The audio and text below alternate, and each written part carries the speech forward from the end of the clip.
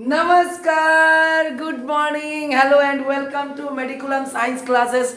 Students, today we are very interestingly, we will learn about the very important concept relate with the is matter around us pure? Is matter around us pure? That's the name of chapter. You know about the question interrogative sentence maybe arise from is am are. Similarly, is matter around us pure? We will find answer after complete study of this particular chapter. But in the short, we understood around us every substance are not pure. Even if I say every substance are mixture, that is also incorrect. It means around us there are the three types of substance may be founded. Substance or matter may be found either in the form of element or in the form of compound and or in the form of mixture, right? So we will discuss mixture later. Firstly, today's topic is about the pure substance. Is matter around us pure? 01 and name is pure substance. What about the purity in that particular substance or matter? As all of you know, matter is made up of particle. And if you talk about the element, element is made up of atoms, right? And if you define elements from the term atom, then you know very well substance. Hey, come on, what is it? Substance which is made up of only one kinds of atom. Substance which is made up of only one kinds of atom, that is called element. मतलब क्या बातें कर रहे हैं sir? Element सिर्फ उसी को कहेंगे जो एक ही तरह का, एक ही टाइप्स के एटम्स के मिलने से बना हुआ होगा. हम ये नहीं बोल रहे एक ही atom. I am not talking about number, I am talking about the type. Type एक ही होना चाहिए. जैसे मान लो कि इस टाइप का है तो इसी टाइप का thousands trillion billions of the atom इसी तरीके का एक साथ हो जाएगा, एक साथ हो जाएगा, एक साथ हो जाएगा, एक साथ हो जाएगा, तो फिर क्या होगा पता है? एलिमेंट बनेगा. हे कमन क्या बोले कि एक ही टाइप का एलिमेंट जब आपस में मिलता हो तो एलिमेंट बनेगा. और तुम सबको पता है इस पूरे अर्थ पर अभी तक जितना खोजा गया एलिमेंट, उसमें से 118, 116 जो भी एलिमेंट नोन टू अस, इन सब एलिमेंट्स में से 92 एलिमेंट्स नेचुरल ऑकरिंग है. इसके अंदर 72 एलिमेंट्स मेटल है और 20 के आसपास नॉन मेटल है. इसी में कुछ एलिमेंट्स है जो मेटेलॉइड्स है.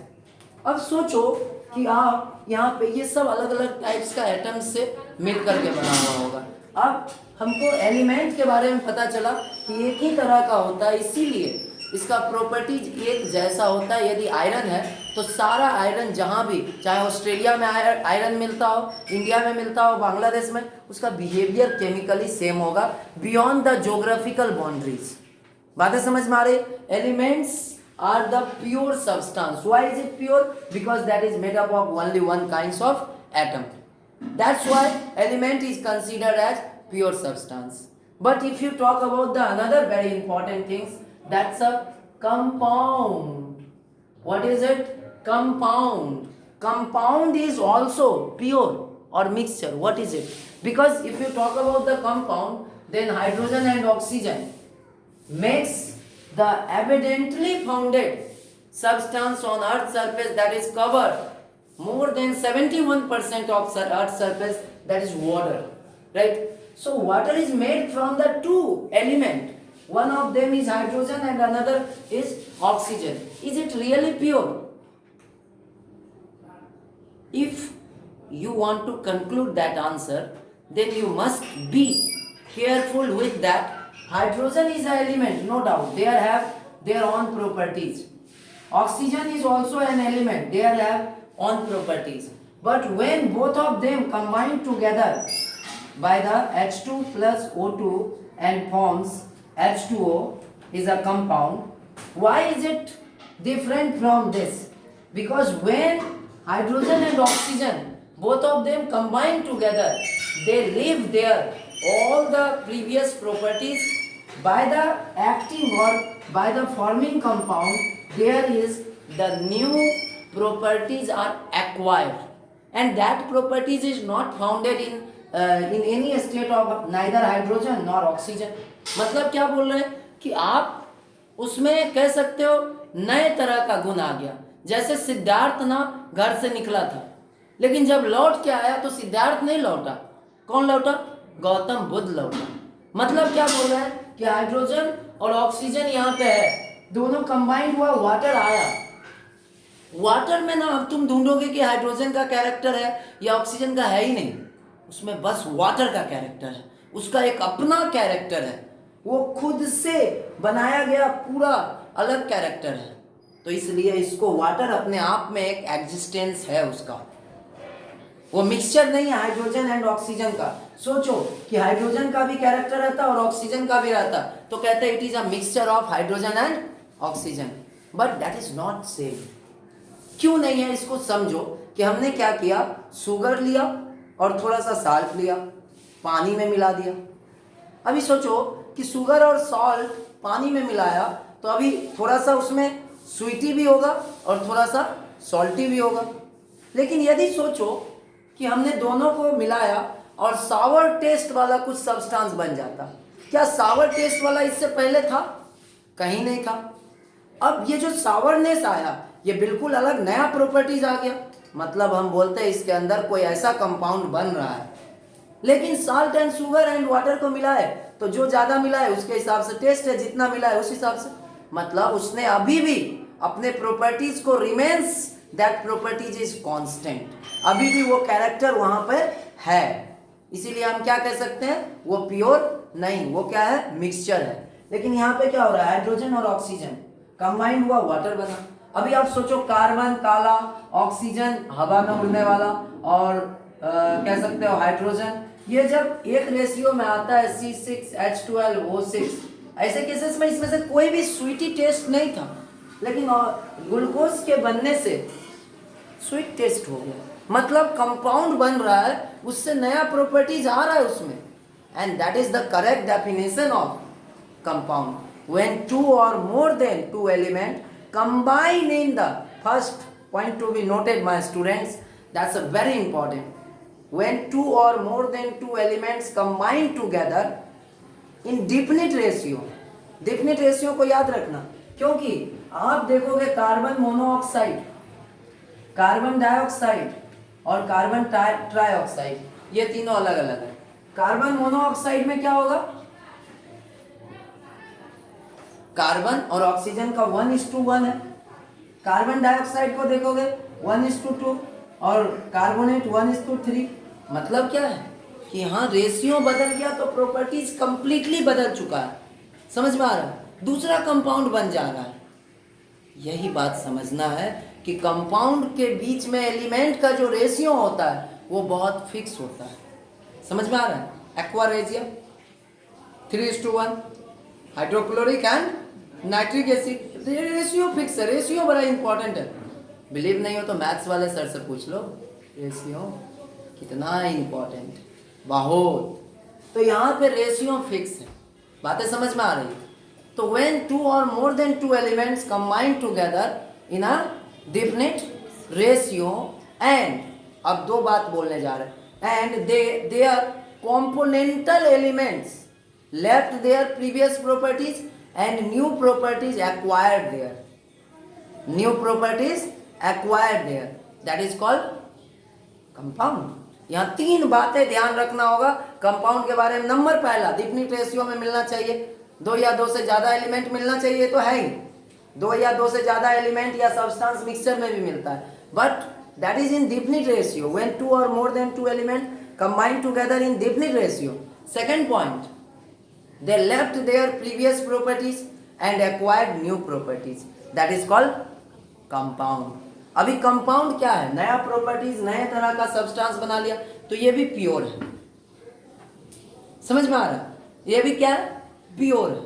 तो ये बात समझ में आया कि elements and compound are the pure substance. तो तुमको यहां से आंसर पूछे, is matter around us pure? तुम्हारा आंसर होगा यस, लेकिन अगले ही सेकेंड में हम बोलेंगे no. Why no? Because lots of mixtures are also there. अब हम समझते हैं मिक्सचर्स को। एलिमेंट कंपाउंड को पढ़ने के लिए आपके पास काफ़ी चैप्टर्स था, लाइक एलिमेंट को पढ़ने के लिए क्लास 8 में आपने मेटल नॉन मेटल का पूरा स्टडी करा, फिर 10th में भी पढ़ना है, आगे भी पढ़ना है, बट इस चैप्टर का सबसे इम्पॉर्टेंट है वो है मिक्सचर। तो पहले समझते हैं मिक्सचर किसको कहते हैं। एलिमेंट्स को हमने समझ लिया, कंपाउंड को समझ लिया। मिक्सचर वो होता है जो किसी भी प्रोपोर्शन में मिल गया और वो अपने कॉम्पोनेंटल कैरेक्टरिस्टिक्स को कभी भी छोड़ता नहीं है। समझ में आ रहा है? उसमें कोई भी अचानक से केमिकल रिएक्शन नहीं हो जाएगा और नए प्रॉपर्टीज, नए तरह का कैरेक्टर को अचीव नहीं कर लेगा। इसको क्या कहते हैं? मिक्सचर कहते हैं। मतलब कंपाउंड से अपोजिट है मिक्सचर। बातें समझ में? Opposite in the sense slightly characters are slightly different, but although ये तीनों का तीनों है क्या? मैटर ही है, क्योंकि जिसका भी मास वॉल्यूम होगा सब क्या होगा? मैटर। और मैटर हमारे आसपास में 3 फॉर्म में, एलिमेंट, कंपाउंड या फिर मिक्सचर के फॉर्म में। अच्छा, मिक्सचर को ना आप क्लासीफाई कर सकते हो किसमें पता है? होमोजीनस मिक्सचर और हेट्रोजीनस मिक्सचर। क्लियर है? मिक्सचर को आप किसमें डिवाइड कर सकते हो? Homogeneous mixture and heterogeneous mixture. Clear है ये बातें? थोड़ा सा इस चैप्टर का फाउंडेशन आज कर लेते हैं। Homogeneous mixture and heterogeneous mixture.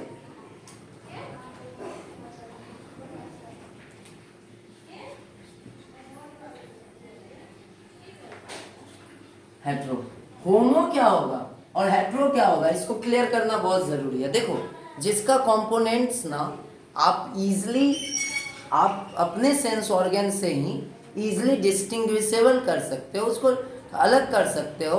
आपको दिखता है कि कंपोनेंट्स जो है ना अलग अलग है। जैसे आप मिक्सचर ऑफ सॉइल ले लो वाटर के साथ में, आपको दिखता है कि सॉइल का कुछ पार्टिकल ना यहाँ पे है, तो वो क्या होगा?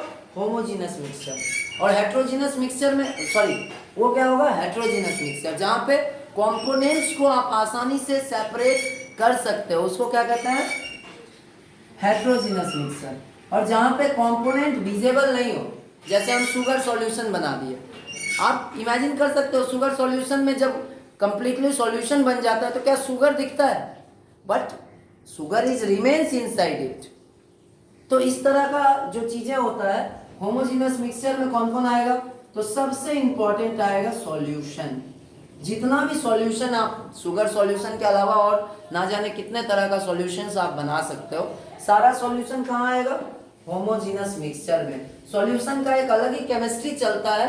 किसके अंदर? केमिस्ट्री का ब्रांच चलता है सॉल्यूशन का, अलग ही केमिस्ट्री के अंदर।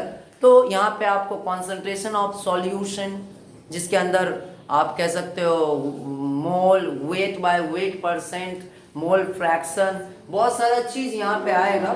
वो सब सॉल्यूशन के अंदर एग्जिस्ट करेगा कि भाई सॉल्यूट का क्या अमाउंट है और सॉल्वेंट का क्या है, या सॉल्यूशन का टोटल कॉन्सेंट्रेशन क्या है। तो कॉन्सेंट्रेशन टर्म जो है wait by weight percent, weight by volume percent, volume by weight percent, या मोल फ्रैक्शन, या मोलैलिटी, या मोलैरिटी, इन सब को यहीं पे एग्जिस्ट करता है। सॉल्यूशन के लिए ही वो बना हुआ है। समझ में आ रहा है? अब आते हैं हेट्रोजीनस में। अच्छा, क्या सिर्फ सॉल्यूशन ही होमोजीनस है? नहीं, एयर भी है। एयर भी होमोजीनस मिक्सचर है। और कुछ एलॉयज, एलॉयज भी होमोजीनस मिक्सचर है। यहाँ पे क्या होगा? 2 मेटल मिल जाएगा, मेटल मेटल, यहाँ पे गैस गैस, और यहाँ पे कुछ भी हो सकता है। यहाँ एग्जिस्ट सब करता है। लिक्विड के अंदर सॉलिड हो सकता है, लिक्विड के अंदर लेकिन लिक्विड होगा। एक जो है स्टेट है, सॉल्वेंट जो है लिक्विड होगा, उसके अंदर लिक्विड भी हो सकता है जिसको मिसेबल लिक्विड कहते हो आप, इसको भी सेपरेट करने का सीखेंगे। उसके बाद इमिसेबल लिक्विड भी हो सकता है। सॉल्यूट के फॉर्म में सॉलिड भी हो सकता है, सॉलिड के फॉर्म में गैस भी हो सकता है। यहाँ पे तीनों तरह का पॉसिबिलिटी है, लेकिन एक सॉल्वेंट जो है वो लिक्विड में होना चाहिए। तो ये सॉल्यूशन है। अब आते हैं होमोजीनस मिक्सचर, हमें समझ आ गया। अब चलते हैं हेट्रोजीनस मिक्सचर के पास। If you talk about the heterogeneous mixture, तो यहाँ पे आपको क्या मिलने वाला है वो समझो। यहाँ पे सबसे पहले आपका मिलेगा हेट्रोजीनस मिक्सचर में सस्पेंशन। क्या मिलेगा? सस्पेंशन। और दूसरा जो है कोलाइड्स। सस्पेंशन और कोलाइड्स को समझ लो क्या होता है। आप ना बारिश का पानी ले लो, थोड़ा देर छोड़ दो, क्या होगा, थोड़ा टाइम में नीचे बैठा हुआ कुछ पार्टिकल मिलेगा और बारिश का पानी पूरा एकदम चमकीला और वाइट हो जाएगा, प्योर हो जाएगा, फिल्टर्ड। तो यहाँ पे क्या होगा कि सस्पेंडेड था, 10 पार्टिकल वाटर में सस्पेंडेड था, और वो क्या हुआ, जब आप छोड़ दिए थोड़ा देर तो वो नीचे बैठ गया। इसको कहते हैं सस्पेंशन, जहाँ पे पार्टिकल ना पूरे सरफेस में सस्पेंडेड होता है। सॉल्यूशन नहीं बना पाया, सस्पेंशन बनाया। इसमें क्या होता है, जैसे ही आप छोड़ोगे तो क्या हो जाएगा, पार्टिकल नीचे बैठ जाएगा। अब आते हैं कोलाइड्स पे। कोलाइड्स भी हेट्रोजीनस मिक्सचर है, लेकिन ये सेडमेंट छोड़ दो, रहने दो, 10 साल छोड़ दो, फिर भी इसका पार्टिकल ना नीचे नहीं बैठेगा, पूरे सरफेस में ना मिक्स्ड अप रहता है, ये कम्प्लीटली मिक्स अप होता है, पूरे सरफेस एरिया को कवर करता है। तो ये कोलाइड्स है। कोलाइड्स का टाइप के ऊपर जो वीडियोस है वो ऑब्वियसली अलग से कोलाइडल एक टाइप्स और उसका सॉल्यूशन और उसका पार्टिकल तो बनाएंगे ही। आप समझ लो सस्पेंशन। अब हम होमोजीनस मिक्सचर और हेट्रोजीनस मिक्सचर को अलग कैसे करेंगे, ये समझना बहुत ज़रूरी है। इसके लिए हम यूज करते हैं क्या चीज़, टिंडल इफेक्ट। क्या होता है टिंडल इफेक्ट, आपको कुछ नहीं करना है, एक ग्लास लेना है और उसमें से लाइट को पास करवाना है। ये मान लो एक ग्लास है, अब इसके अंदर वाटर हम रख दिए, अभी लाइट को इसके अंदर क्या कर रहे हैं, पास करवा रहे हैं। यदि लाइट स्कैटर्ड हो रहा है, मतलब क्या है, मॉलिक्यूल्स ही लाइट को स्कैटरिंग कर रहा है, तो वो यदि स्कैटरिंग ऑफ लाइट हो रहा है तो हम समझेंगे ये क्या है, हेट्रोजीनस मिक्सचर। और लाइट का रे स्ट्रेट जा रहा है तो मतलब होमोजीनस मिक्सचर। मतलब कोई भी सॉल्यूशन हो उसमें से लाइट को आप पास करवाओगे तो क्या होगा, लाइट पास हो जाएगा विदाउट स्कैटरिंग। और यदि आप उसको छोड़ दोगे, आई मीन हेट्रोजीनस मिक्सचर यदि है, तो लाइट क्या हो जाएगा, स्कैटरिंग हो जाएगा, स्कैटरिंग ऑफ लाइट। तो एटमॉस्फेयर में भी स्कैटरिंग ऑफ लाइट की वजह से सब जगह फैल पाता है। तो ये बहुत इंपॉर्टेंट था, इसको टिंडल इफेक्ट्स भी कहते हैं। तो ये आज का डिस्कशन था। हम लोग अगले वीडियो में बात करेंगे सस्पेंशन का, और उससे अगले वीडियो में बात करेंगे कोलाइड्स का, और उसके बाद एक और टॉपिक रहता है कि how we can separate different types of mixture. तो सेपरेटिंग टेक्निक्स को आज हम नेक्स्ट वीडियो में, मीन्स 3-4 सेक्शंस में इस चैप्टर को डिवाइड कर सकते हो। सस्पेंशन कल देखेंगे, फिर कोलाइड्स एंड देयर टाइप्स, और फिर उसके बाद आगे बात करेंगे कि कैसे हम सेपरेट कर सकते हैं। थैंक यू, नमस्कार। सेवा समाप्त हुई, आप सब यहाँ पे आए, समझे, इसके लिए बहुत बहुत धन्यवाद। और लास्ट में जन्माष्टमी की आप सबको ढेर सारी शुभकामनाएं। Thank you.